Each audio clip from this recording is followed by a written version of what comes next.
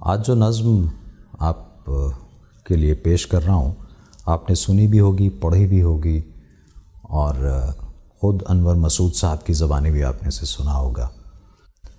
इसमें माँ का ज़िक्र है और माँ का जो जज्बा अपने बच्चे के लिए, जो मोहब्बत, जो शफ़क़त होती है वो किसी से ढकी छुपी नहीं है। और सभी जानते हैं कि शायद दुनिया की ये वाहिद मोहब्बत है, मोहब्बत का ताल्लुक़ है, रिश्ता है जो बेलौस होता है।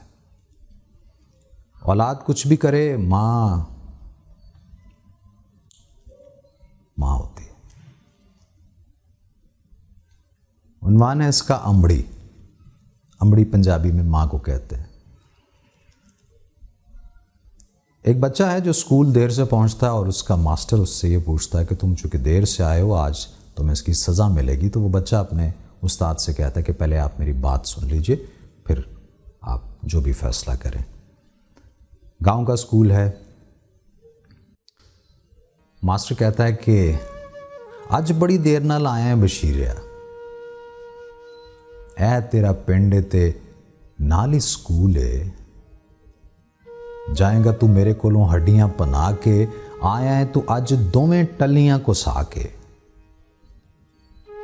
अब वो बच्चा क्या जवाब देता, बशीरा जिसका नाम है।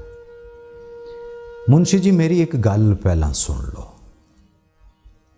अकरमे ने नेर जिहा नेर अज पाया जे, माई नूं मारदा ते बड़ा डाडा मारदा है, अज इस भैड़के ने हद पई मुकाई है, उन्नू मार मार के मदानी पन सट्टी सू।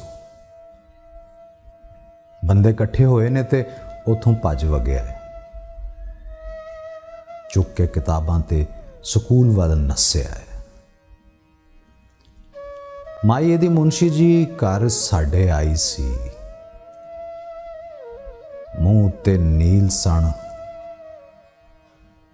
सुजा होया हथ सी, अख विच अथरू ते बुल्लां विच रत सी। कहन लगी, सोनिया वे पुत्र बशीरिया, मेरा एक काम भी तू करी अज ही रहा,